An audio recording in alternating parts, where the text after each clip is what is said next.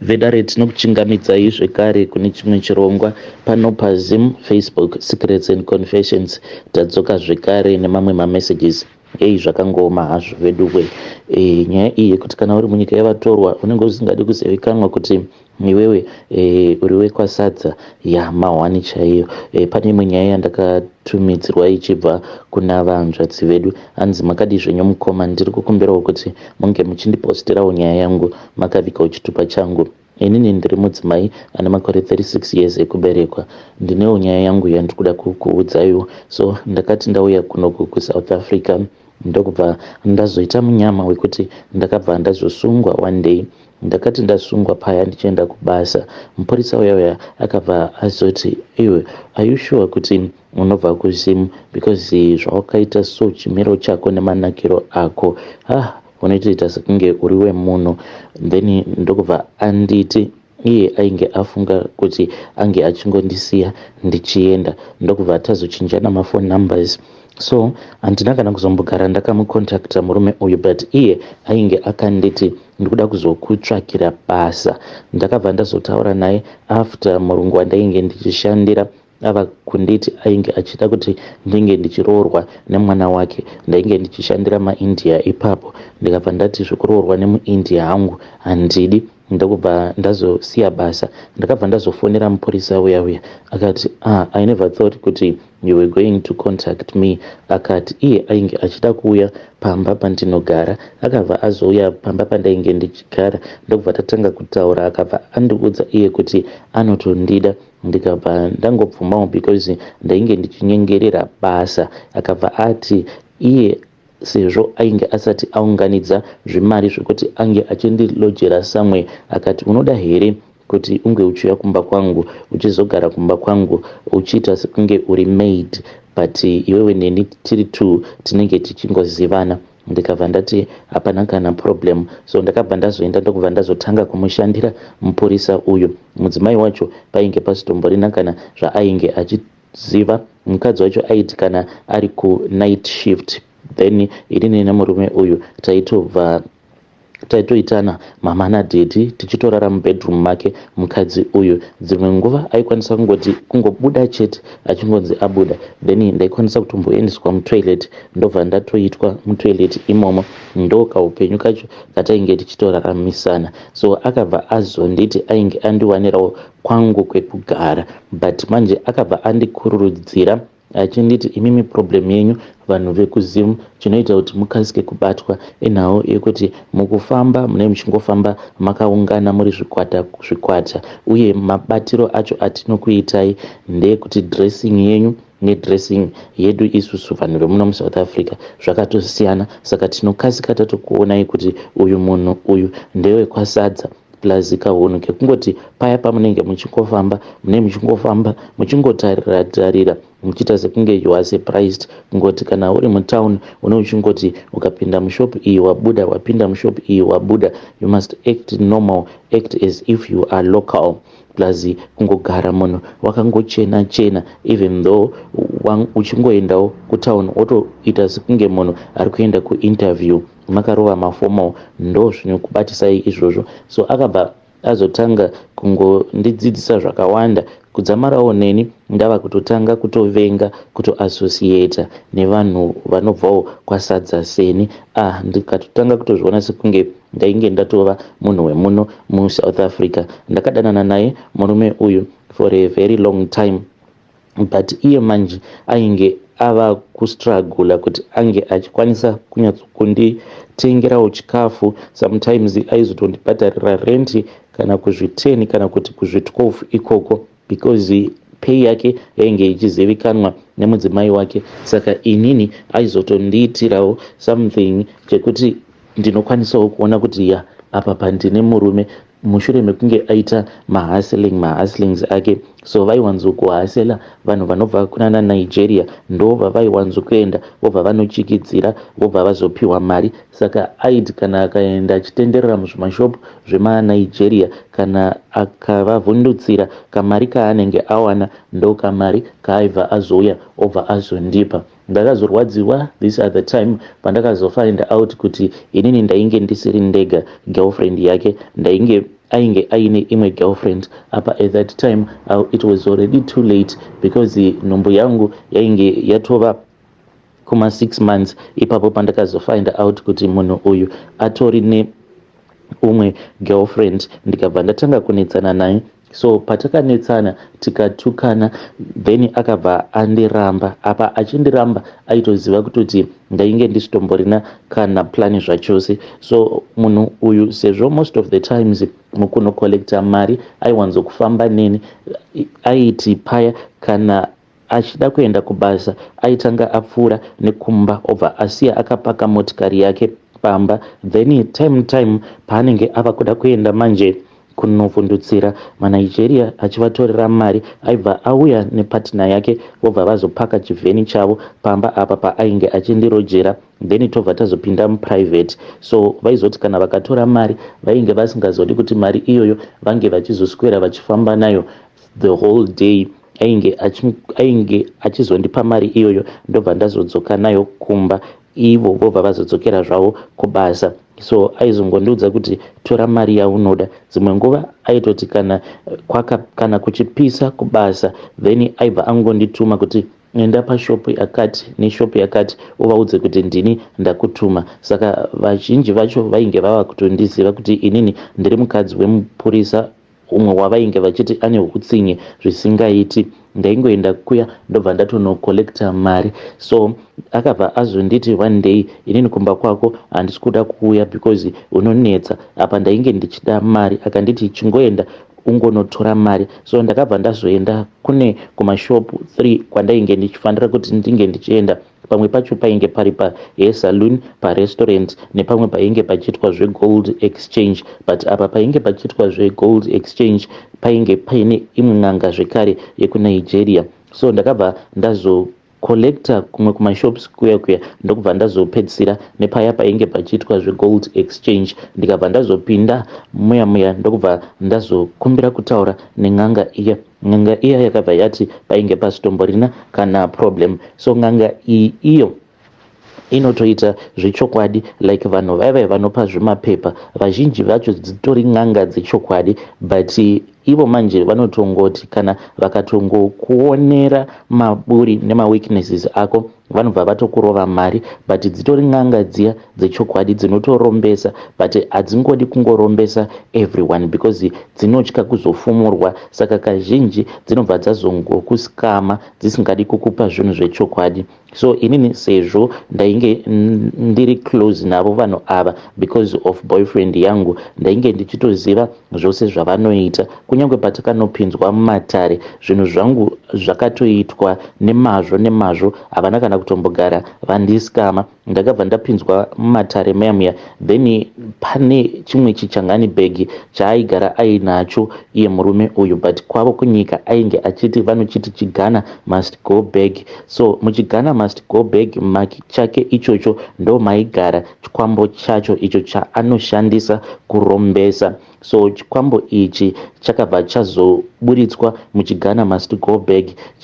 Chikwambo chacho ichi chainge chakaita kunge vanhu vaya vanonzi vana mandionerepi, chakaita chipfupi chaiva nendebvu dzekuti dzainge dzakareba, dzainge dzichitonzvenzvera pafloor, then ndokubva chazouya chikabva chazogara chakaita zvekutarisana neni. Iniwo ndainge ndakagara ndakafunya chisero, icho chikabva chauya chikagarawo chikafunya rusero, ndokubva chazotarisana neni. Tikabva tanzi taifanira kuti tinge tichibatana maoko, ndokubva ndabatana maoko nacho chidhoma chiya. But izvo zvose izvi zvichizoitwa ndainge ndapiwa umwe mushonga uyo wandainge ndanzi ndaifanira kuti ndinge ndichifukira. Saka ndakapiwa chimucheka ndokubva vandipa chimwe chindiro chainge chiri chezen'e, chainge chiine mamwe mashizha. Handizivi kuti muti wacho unonzi muti upi because iye ainge achiti mashizha iwayo anongowanikwa kunyika kwavo ikoko kuwestern Africa.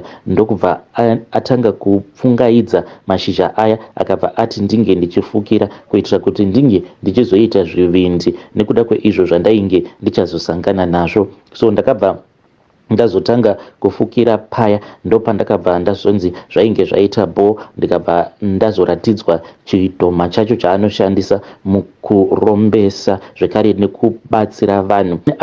Akazoti andiragidza chidhoma chiya ndokubva azondibvunza kuti ndainge ndichitsvakei mudare rake. Ndikabva ndamuudza problem yangu yandainge ndiinayo yainge yandiunza mudare rake. Ndikamuudza kuti munhu wangu uya wavainge vachiziva ainge ava nemamwe magirlfriends plus mukadzi, meaning kuti tainge tava 4, saka zvainge zvomuomera. Mari yake yainge isingachakwani kuti kumba amai guru ndo vaipiwa salary yose, then isusu vamwe magirlfriends taibva tazongonzi pashoma. Saka dzimwe nguva ndainge ndava kutoswerera kana chingwa chaicho nedrink mumba musina kana hupfu. Waiti kana ukamuudza kuti kuno hakuna kana chinhu, then aibva atokutuka achiti saka uruda kuti ndizvidambure here, what do you want me to do apa kubasa, ndisingatendedzwe futi kuenda kubasa, because ainge achiti ukanyanyisa kunaka kana ukaenda kubasa unozobiwa nevanhu, so chingogara pamba chete. So ndainge ndichitambudzika zvisingaiti. Then ndakabva ndati ndainge ndichida kuti ange achindipa mushonga, n'anga iya inge ichindipa mushonga wekuti mamwe magirlfriends awa ange achirambwa first, tongosara tiri 2, inini naamai guru mukadzi wake wekutanga. Then nekufambawo kwenguva ndainge ndichida kuti ange achizondipawo mushonga wekuti kunyange amai guru vange vachizorambwa, then inini ndobva ndazopinda pachinzvimbo, because mari here, mari ainge achitobata. It is just that mari yake yainge ichiperera mumagirlfriends, saka ndainge ndichida kugadzirisawo upenyu hwake kuitirawo kuti akwanisewo kurinovheta imba yake sezvainge zvichiitawo vamwe vaainge achishanda navo vaiti vakaita madhiri vaibva vatovakisawo dzimba dzavo dzakanaka, but iye ainge asingakwanise kuita progress in life nekuda kwekuti magirlfriends ake ainge akawanda. So I felt as if ndainge ndakatounzwa muupenyu hwake naMwari kuti ndinge ndichimubatsirawo muupenyu. So ndokusaka ndainge ndirimo mudare iroro rasekuru ivavo. Vakabva vati ya, zvakanaka mwanangu, ndiri kuzviona kuti une mwoyo wakanaka uye murume wako unomuda, and I am going to make sure kuti murume uyo achazova wako and achava wako zvamuchose. So then sekuru vaya vakabva vazondigadzirira mishonga, vakandigadzirira mishonga, vakabva vanditi mishonga iyi ndaifanira kuti ndinge ndichizoipfekera kusikarudzi kwangu apo paanenge ari kumba kwangu, sezvo iye aiwanzo kuti musi waanenge achida kuuya kuzorara kumba kwangu aindifonera obva andiudza kuti ndinge ndichimubikira. So ndakati zuva iro raakandifonera ndokubva ndatora mishonga yangu iya ndikabva ndaswera ndakaisoka, then ndikabva ndazoipfekera kusikarudzi kwangu. Usiku takabva tatamba mutambo wedu webonde. So akazoti oenda achinorara nemamwe magirlfriends ake vakabva vazotanga kukwatuka kusikarudzi kwavo uku, kana neni ndakatomunyeperawo kuti ndo zvainge zvoitika kwandiri. Saka akangoti mukadzi wangu anenge ndiye ari kukuroyai. Umwe akabva aramwa mushure mekunge aona kuti sikarudzi yake yainge yava kukwatuka ichifunuka. Umwe wacho ainge ari musutu ndo akabva azoita nharo, but ndiye akabva azofa after a month, because akangoramba achingorara neboyfriend yangu. So akazoti ashayika, ndakabva ndazotanga kuona chipoko. Kubva zvandakangoudzwa kuti ainge ashayika, ndakangotanga kungoona umwe mumvuri. Ndaiti pose pandinenge ndamuka ndaibva ndaona mumvuri unenge uri kumadziro, unobva waiti kana ndikangouona waibva wangonyangarika. Kudzamara ndava kutoona manje munhu, ndaitomuona girlfriend iye, kudzamara ndava kutoona atori munhu chaiye, but hapana zvaainge achitaura neni, ndaingomuona. So ndakabva ndazodzokera zvekare kune n'anga iyaiya ndikabva ndaiudza kuti izvi ndo zvainge zvoitika kwandiri. Then n'anga iya yakabva yati painge pasina kana problem, asi taifanira kuti tinge tichipinda mudare kuti ndinge ndichizoudzwa nechikwambo chacho kuti chainge chichidiwa kuti uyu mukadzi wandainge ndakaurayisa asazongoramba achindipfukira painge pachidiwa chii. takabva tazopinda mudare ndokubva vazoburitsa chikwambo cheche chikauya chikagara zvekare pamberi pangu takatarisana takabatana maoko. Chikwambo ichi chakabva chazotanga kutaura nen'anga iya, asi ini hapana kana zvandakambonzwa. N'anga yaiya yakabva yazodzorera chikwambo cheche chikadzorerwa zvekare muziChanganibheg riya. Then n'anga iya yakabva yazotanga kutaura neni, ikabva yatanga kundiudza zvose izvo zvayainge yaudzwa nechikwambo chayo. Ndikabva ndaudzwa kuti chikwambo ichi chainge chati icho chinoda ropa kuti chikwanise kundivhikirira, nekuti mweya wemufi wainge wava kutoda nezvangu. Ndikati zvino ropa racho ndichariwana kupi? Muri kuda kuti ndisacrifice amai vangu here? Then n'anga iya ikabva yati kwete bodo, hapasi kudiwa kuti iwewe unge uchisacrifice amai vako, asi uri kufanira kuti unge uchisacrifice mwana wako uyu wawakatakura. Iye ndiye anofanira kuti ange achizoita the perfect candidate. Ndakabva ndatanga kuchema ndikati aiwa hazviite, because mwana uyu ndainge ndichida kuti ange achizondisunganidza inini nababa vacho, but ndakabva ndanzi kana ndainge ndisingadi ndinge ndichizobuda mudare ravo sekuru vaya. Ndakabva ndatongoona kuti painge pasitomborina yekusota, ndikabva ndazopiwa mushonga, asi mushonga uyu wandakapiwa wainge uine katsono kadiki diki kainge kakabairirwa. Ndikabva ndanzi mushonga iwoyo kana ndazofunga zvakanakisisa ndaifanira kuti ndinge ndichizoswera ndakaubairira kusikarudzi kwangu uku. Ndaingotora chimucheka chiya ndobva ndazongoisa kusikarudzi kwangu, ndobva ndazopfeka chivharangozi on top. Then ndakazoti ndava kumba ndokubva ndamuona zvekare musikana uya. Ndakatomuona ndichitopinda mumba after ndambobuda hangu panze kuti ndinge ndichimborohwa nemhepo, because ndainge ndonzwa kuti hana yangu yainge ichingorova. Ndikati zvimwe kuda high blood pressure. Ndikabva ndabuda panze ndokubva ndamboti garei. Mushure mekunge ndarohwa nezvimhepo ndobva ndakabva ndazodzokera zvekare mumba. Ndikabva ndatomuona ndikaona chipoko chemukadzi uya wandakaurayisa akatogara pabed. Pandakaona chipoko chemukadzi uya ndakabva ndatoti izvi zvava kutoda kuti ndinge ndichiita zvivindi. Ndokubva ndaita zvivindi paya. Ndikabva ndazotora mushonga uya chipoko chiya chakatonditarisa. Ndikabva ndapfekera mushonga uya kusikarudzi kwangu, ndokubva ndapfeka zvekare chipfeko changu chemukati. Ndokubva chipoko chiya chanyangarika, but chakanyangarika chichiridza mhere chichiratidza kuti chainge chichirwadziwa. Ndomusi wandakazogumisidzira kuona chipoko chake mukadzi uyu. Asi chandainge ndisingazivi ndechekuti murume uyu kudzinza rekwavo kana ukagara wamuitira nhumbu iyoyo kana ukaibvisa iye anobva atozviziva, because ndakabva ndazoita miscarriage ndokubva ndamufonera ndichitochema. Pandakaita miscarriage akabva auya achimhanya akabva azondiendesa kuchipatara. Ndikabva ndatonosukwa chibereko changu, but a few days later munhu akabva azouya kumba akatsamwa. Ainge akatsamwa achipopota zvisingaiti. Ndikati koindava kunditsamwira, hausi kundinzwira tsitsi here kuti ndakabva mukuita miscarriage kutozvara chaiko, because mwana wacho ainge atokura. Akabva anditi usada kundiudza nonsense because I know what you did. Ndikabva ndati what do you mean? Akabva andiudza iye kuti kana akamitisa munhu musikana kana kuti mukadzi iyeye waanenge amitisa kana akabvisa pamuviri, anobva atozviziva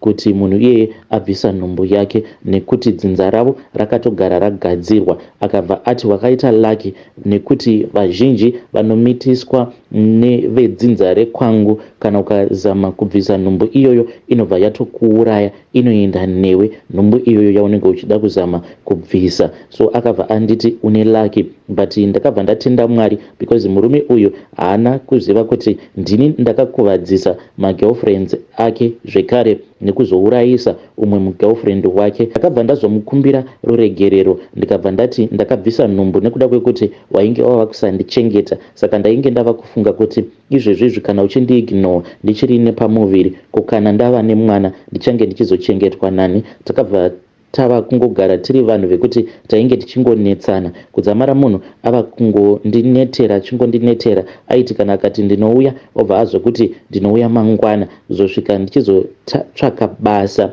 Ende pandakamuudza kuti ndafunga kutsvaka basa akangonditi alright paribo. Kuzosvika munhu achizotondiudza kuti nezvako handichadi, I cannot continue anymore because wakauraya mwana wangu. Ndokutoparara kwakazoita relationship yangu ikoko. Ndiyo confession yangu iyi mukoma. Hey vedare, ndo message iyo yandakatumidzirwa ichibva kuna vahanzvadzi vedu. Naimi zvazvakangooma hazvo vedu we, kuzvivindi zvekuzoenda mudzin'anga dzin'anga dzekunigeria uchinzi tsonoibayirira kusikarudzi kwako wotoita miscarriage, kukuzourayisa vamugirlfriend. Naimi zvakangooma hazvo vedu we. Rekedzai ngatitaurei navo mucomment section vahanzvadzi vedu ava. Pakaipa.